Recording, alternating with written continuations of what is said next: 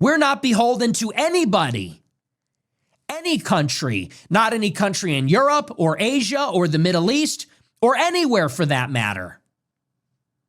And that's because we have sovereignty. That is because we declared our independence. We emancipated ourselves. We appealed to our rights that come from God as citizens, not subjects, as independent and sovereign people of the United States of America. That's the foundation of the Declaration. That's the foundation of the Constitution and of our country. America first. It can be no other way. Who could disagree? And free speech, our freedom of conscience, our First Amendment rights enshrined in the Bill of Rights, the ability to think and say what we believe, because that's how we solve our problems in this country. Not by way of deception, not rise and kill them first, which is the motto of the Israeli Mossad. Rise and kill them first by way of deception. We don't solve our problems like that in America. We're not cowards. We don't do false flags. We don't do cowardly assassinations. We solve our problems by talking to each other. That's who we are. That's who we've always been. Going back to the Greeks and the Romans and our heritage in the British Empire, that's who we are. Who could disagree? These are the pillars of our movement. Christ is King, America first, and free speech. And by the way, everybody agrees with this. 98% of conservatives and patriotic Americans agree with all this. And they saw that clip and they agreed with every word. They love Tucker Carlson. And they love Tucker Carlson because, say what you want about him, and I've had my criticisms, he is patriotic, he tells the truth, he speaks common sense, he's not afraid of anybody. He is a true American. He's not about the bullshit. People love him, and no one is going to cancel Tucker Carlson because Mark Levin said so. You can say whatever you want about Nick, but he is literally defending Tucker Carlson. And he didn't even like Tucker Carlson at first. Can you imagine? Literally, Nick gets my respect for doing this. He is like a real man. Like, seriously, respect Nick. He is defending like the whole nation, like Tucker Carlson, almost everyone. And believe me, this is just a start because he is not done yet. So people saw that statement and they said, you know what? It's about time. We're not getting rid of Tucker Carlson. We're not getting rid of Christ. We're not going to put America second. We're not actually obligated to support Israel. We can say what we want about them, and we don't need to like Nick Fuentes, but he should have the same First Amendment rights, and people should be able to talk to him if they disagree. 98% of people agreed with every word of that and said it's about time.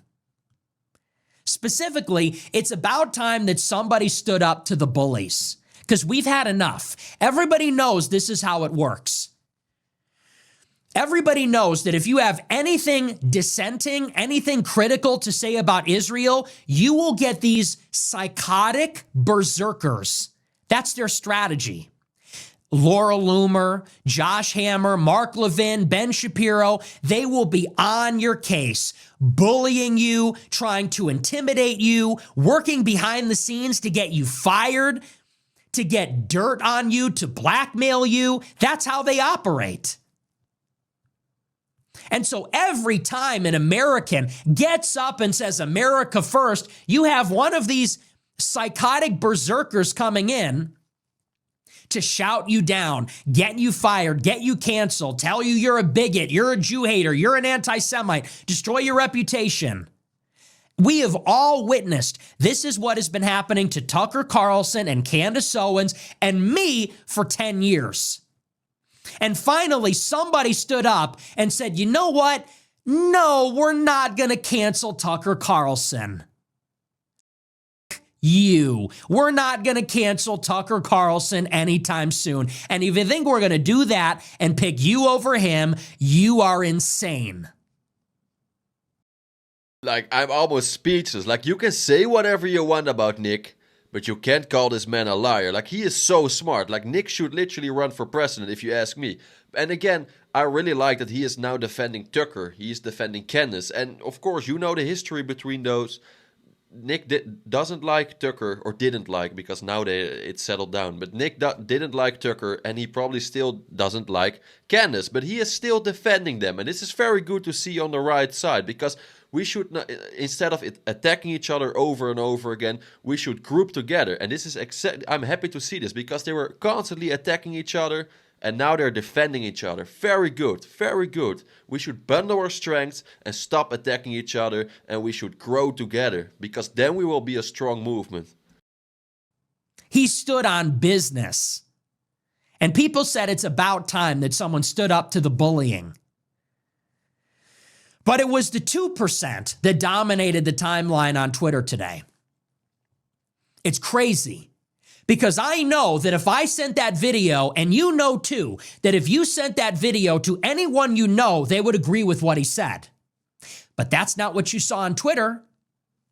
You saw an avalanche on the timeline of the $7,000 club, the paid shills, as well as the 2%, the foreign agents, the foreign spies, the Israel firsters. Avalanche on the timeline in the quote tweets. And you would think everything I just said was a Hitler speech, was a Nazi pamphlet. They said, this is another Holocaust. I can't believe it's happening again. This is a dark day. I can't believe it's happening this fast. They're selling out their principles. What? What are you talking about? We'll read through this article and we'll get into some of specifically what they said. This is the article about the video. It says, quote, Heritage Foundation President Kevin Roberts is standing by Tucker Carlson after Tucker's friendly interview with Nick Fuentes drew condemnation from the GOP. Roberts, in a video posted to X on Thursday, denounced the venomous coalition criticizing Tucker, and their attempt to cancel him will fail, he said. He said Tucker remains a close friend and always will be. He added, I disagree with and even abhor things that Nick Fuentes said, but canceling him is not the answer either. His group, which launched Project Esther to combat anti-Semitism, Roberts said Christians can critique the state of Israel without being anti-Semitic. And of course, anti-Semitism should be condemned. The Heritage Foundation leader's public support comes as the former host faces backlash from conservatives over an inflammatory interview with Fuentes that was laced with anti-Semitism. Carlson said GOP supporters of Israel suffer from a brain virus. Here's some of the backlash. But wait, this is actually insane, right? In what kind of country do we live? I thought we had freedom of speech, and it's like insane that you have adult people who want to cancel someone because they have an interview with Nick Fuentes. And in this case, people wanted to cancel Tucker Carlson because he had an interview with Nick Fuentes. Like, that only happens in a dictatorship, right? That you have some people that their voice can be heard. Like, they want to censor Nick Fuentes. Why? Because maybe he is speaking some facts. Maybe he is speaking reality. It's very suspicious, right? That people like Nick, Candace, Tucker, and Alex Jones, that those are the people who are all constantly getting censored. You should ask yourself why. Maybe they are saying some things what many powerful people don't want you to know. Jewish conservatives, including the CEO of the Republican Jewish Coalition, condemned the Heritage Foundation and its president, Kevin Roberts, for his defense of Tucker Carlson. He said, quote, watching the statements from Kevin Roberts today, as someone who was involved and supportive of the Heritage Foundation since I came to Washington in 1987, I am appalled, offended, and disgusted that he and Heritage would stand with Tucker and Nick Fuentes as somehow being acceptable spokespeople within the conservative movement. He's appalled, offended, and disgusted.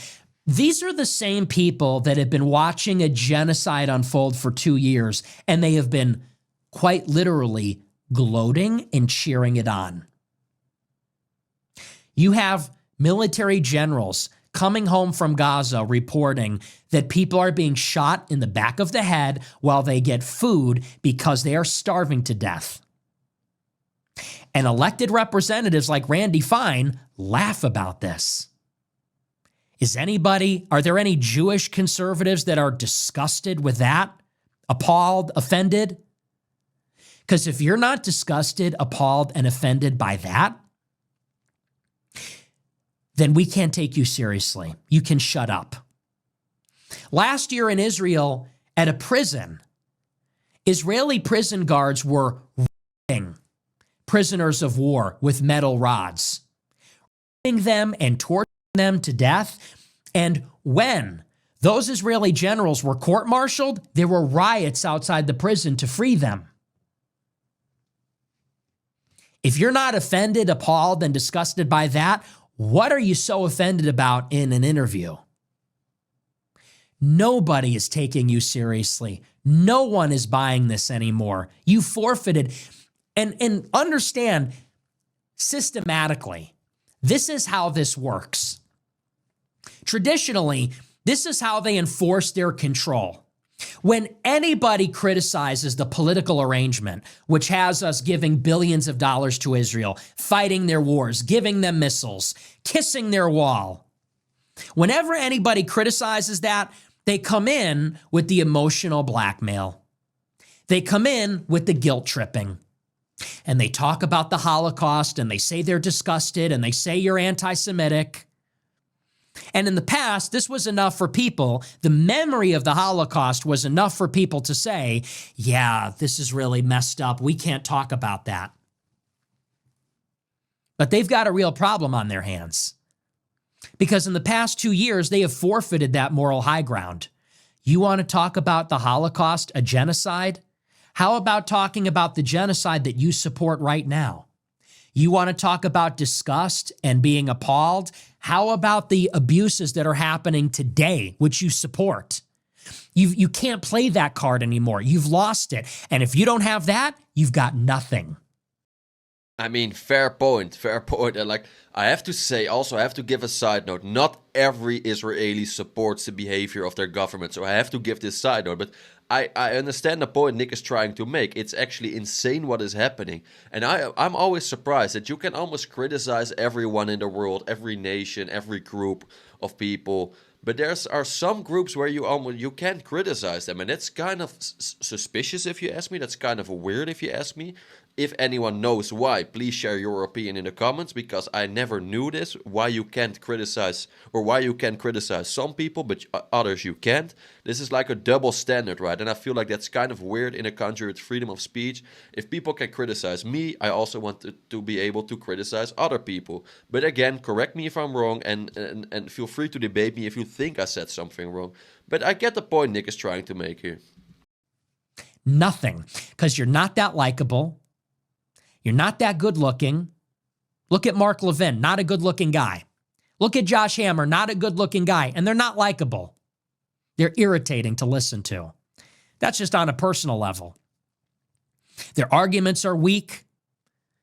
They're not persuasive. So without that blackmail, they got nothing. And this is them playing the same playbook, pointing and sputtering. He's an anti-Semite. Get him. You have to cancel this guy. I'm appalled. I'm scared. You have to go after this guy. That's the only card they have. That's the only playbook they have. It doesn't work anymore. They don't realize that. It goes on. Brooks, the head of the RJC, said that Heritage's defense of Carlson and Fuentes is a total abrogation of their mission and what it means to be a conservative. Really? Well, if Christ is King, America first, and free speech aren't conservative, then what is? Giving everything to Israel? I mean, seriously. Be so for real right now. Richard Goldberg, a former Trump administration official, told Jewish Insider that his heart goes out to Heritage staff who have worked tirelessly for years in defense of the United States and Israel and in defense of Christians and Jews who deserve better than this. Oh, really? Their work, he continued, is fundamentally disconnected from the video that Kevin put out, which is vile and filled with canards and straw men trying to bait his opponents into an imagined conflict that doesn't exist. Canards, tropes, stereotype. Really? Is that all you got? Goldberg said that unless Roberts plans to conduct mass firings at Heritage, specifically those working on national security and foreign policy issues, he said there is a great deal of disconnect between what he is saying and what his organization is doing. He said, I hope we don't allow this strain to try to break what is core to American values and American interests. And that's Christians and Jews sticking together and America and Israel sticking together. That's all they care about. In his video, Roberts cited comments by Vice President Vance at a Turning Point event where he said that no other country should come before the interests of American citizens. Vance's comments came in response to an openly anti-Semitic question accusing Jews of persecuting Christians, a notion that Vance did not dispute. Brooks told Jewish Insider, I wish Vice President Vance had answered the question differently. He should know, and if he doesn't, I am sure there are a number of people who will make that information available to him. Oh, is he going to get another Holocaust museum visit? He's going to get another book report due? He said, I'll hope that a number of people will make the information available to him and educate him that the Israelis have not limited access to any Christian holy sites or persecuted Christians in Israel.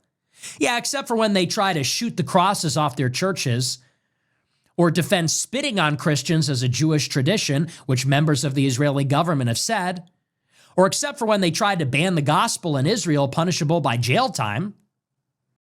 And those are seriously, I can confirm this. I've seen footage of like Christians going to Israel and they're being spit up and the crosses are being removed. This is seriously happening. And again, I want to make this side note again. I have to make this side note because not all Israelis are this. Not all Jewish people are like this. But it is a fact that if some Christian people, they go to Israel, they're getting discriminated. They're getting attacked because they're a Christian. And this is actually insane. Because in our country, they can live, they can do whatever they want. Why can we Christians not go there and walk freely on the streets? It's insane, right? You can literally, after this video, you can find videos of like Christians who are getting attacked on the streets of Israel because they're wearing a cross. This is insane, and I feel like this shouldn't happen. And why is this even happening if they are so like, if they're really like Christian people? It's weird that they are attacking some Christian people, right? He urged Vance not to be afraid to be direct in shutting down Jew hate and anti-Semitic tropes when they appear, when he is out on the stump or campaigning. Another Jewish conservative, Noah Pollack, who is serving in the Trump admin as a senior advisor to the Department of Education, said, quote, I'm genuinely curious what Roberts and people promoting this line of innuendo think they're responding to. Did someone ask you to not be loyal to your faith and country? Who? Can you post a screenshot or something? Far-right influencer Laura Loomer, a close ally of Trump, claimed Roberts' statement was part of a coordinated psyop to kneecap Trump before the midterms. Rabbi Yaakov Menken said he's the executive vice president of the Coalition for Jewish Values. He said that Heritage has chosen to vocally stand with an anti-Semite, call his Jewish critics a venomous coalition, and slander organizations like CJV as if we were slandering Carlson rather than standing up for his victims. The consequences will be far-reaching. And finally, Jason Brodsky, the policy director of United Against Nuclear Iran, praised the work that Heritage has done on Iran, Israel, and anti-Semitism, but said the video is disappointing and lacks moral clarity, given that Carlson is obsessed with Jews and traffics in anti-Semitism. Let's be very clear what this is about, okay? Think about what is happening to America. Let's take a break with this, and let's refocus for a second. What is happening to America? America is convulsing. There are probably 40 or 50 million illegal immigrants here. The foreign-born population has never been higher. We have been assaulted by wave after wave after wave of unrelenting, uninterrupted, always increasing mass migration from third world, non-white countries. And I completely agree with Nick on this one. And I want to say I'm a legal migrant. Before people start roasting me in the comments, he's talking about you. I'm a legal migrant. Even my founding fathers, they founded New York. So you can literally, you know where I'm from. They founded New York, New Amsterdam. I am a legal migrant. So I love the United States. I will do everything for this country. So please, please don't attack me for being a migrant. Please. We're losing America. Our cities are filthy. They're chaotic. They're filled with crime. The public transit is inhospitable and unsafe. Housing is unaffordable. Everything is too expensive, largely in part because of this. Wages are stagnant and going down because of the glut of foreign labor coming here. Forget about free trade. All the free trade agreements, bilateral and NAFTA and everything like that, which is sending all the jobs overseas. The country is insolvent. The country is broke. The country is dirty and violent and chaotic. It is too diverse. And if you attempt to enforce the laws or deport the illegals or remigrate the foreigners, you have riots of insane, radical left-wingers, anarchists, and transsexuals that are willing to shoot and kill not only conservatives, but also law enforcement. We have an entire generation that is not breeding. They're not having kids because they are demoralized, because they are depressed, because the women are feminist, because pornography is a scourge, because basic necessities like home ownership are unaffordable, because the job market is frozen, and they're only pulling up the ladder with artificial intelligence. This is the state of America. And none of these people, none of them, have talked about any of these issues. You know what Ben Shapiro says about white people in Ohio and Pennsylvania and Michigan and Wisconsin that have been affected by these problems? He says, too bad. You're not promised jobs. You're not promised houses. He said, the only thing you're promised is the adventure of a lifetime, so go work on an oil rig or something. Insane, insane. And again, as a legal migrant, I completely agree with everything Nick just said. Like I'm almost speechless. Like this last, what he just said now, this is like in 1 minute, everything what is wrong in our country. Like seriously, like I'm speechless. Like Nick for president, for real. You can say whatever you want, but you can't call this man a liar. Me as a legal migrant, I completely agree with everything he just said. We have so much work to do in the US. We will be stupid if we're not doing this. But again, I'm very curious about your opinion. Please share your opinion in the comments. Do you agree with Nick? Do you disagree with Nick? I'm very curious. If you like this video, please hit the like button. If you really like this video, consider subscribing. And last but not least, guys, I wish you all the best. Have a wonderful day, and I'll see you in the next one. Ciao!